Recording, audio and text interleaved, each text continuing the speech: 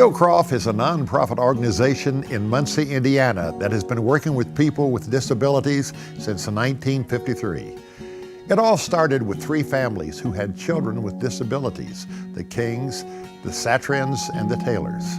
These families shared the goal of helping their children receive a great education and become a thriving part of the community.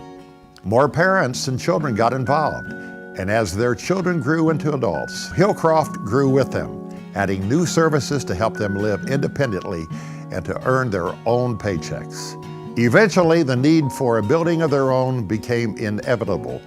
So in 1975, the facility was built that Hillcroft inhabits today. Hillcroft currently serves more than 800 people in 7 surrounding counties with an incredible array of services, including residential services, employment services, therapy, ABA clinics for people with autism, transportation services, and many others. The founding families are now gone, yet their legacy is thriving as Hillcroft carries on the mission of helping people with disabilities and their families in a variety of meaningful ways. Gloria, you were the one who told me about Hillcroft. I did. We just recently became aware of this wonderful organization that's in our own backyard. We were so moved by the people we met there that we wanted to help spread the word about this organization. And we know of no better way to tell you about Hillcroft's success stories than to introduce you to a few of them personally. We're talking today to Elliot Lakes, a therapist with the ABA Autism Clinic there at Hillcroft. You were a graduate of Ball State, right? Yes, I graduated at Ball State with a major in psychology and a minor in interpersonal relations and child development. You have to have a passion to do anything that you're doing, and you really got a passion for these kids. Mm-hmm. Absolutely. You know, it's just seeing these milestones that a lot of the kids come through, and from where you start to where our goals are, it's great to see that they're actually making progress. You work with a little guy named Owen.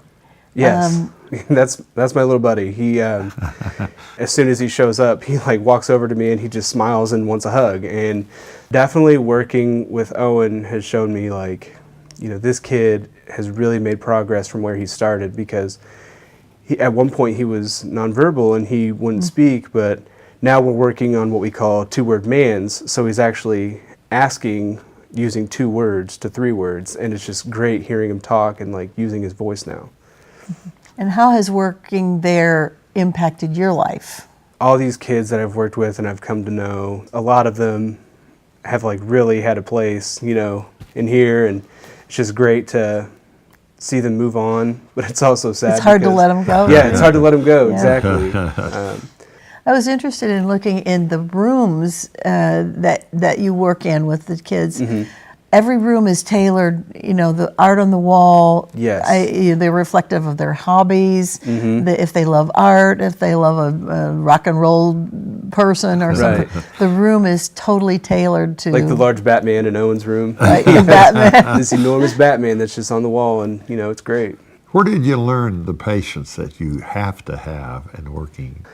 You know, it's inevitable for some of these kids to have, you know, a rough day. And, you know, a big part of me that helps me work through that is like, they don't understand what they're doing is like abnormal. And, you know, you got to kind of put yourself in their shoes when you're trying to help. And it can be hard sometimes, but you just, you know, got to work through it. And you just got to know that these kids need your help. But when you actually see, oh, I'm giving them what they actually want, and you give them those methods of communication, and you give them that stuff, you know, it's just great to see, like, they're actually going to have a fun time now. So you're giving them every day the tools that they need for life. Yes, exactly. You keep talking about goals and setting goals and accomplishing.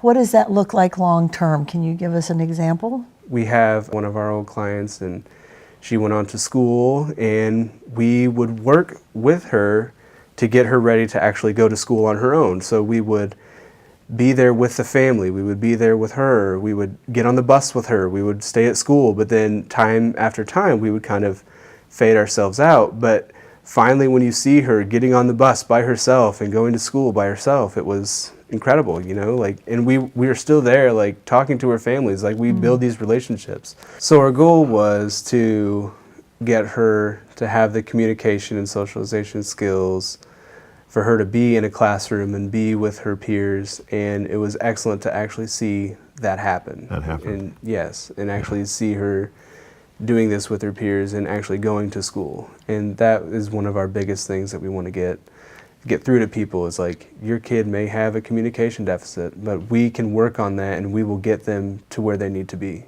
That's great.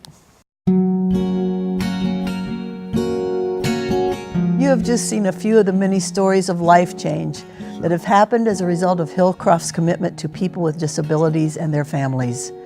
But there are many more people who need these services, and Hillcroft has now outgrown their facilities. They need our help, and they need it now.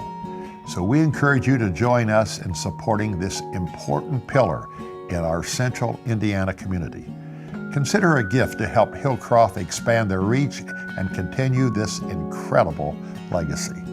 For more information on the services available and the ways that you can contribute to this wonderful place, visit hillcroft.org.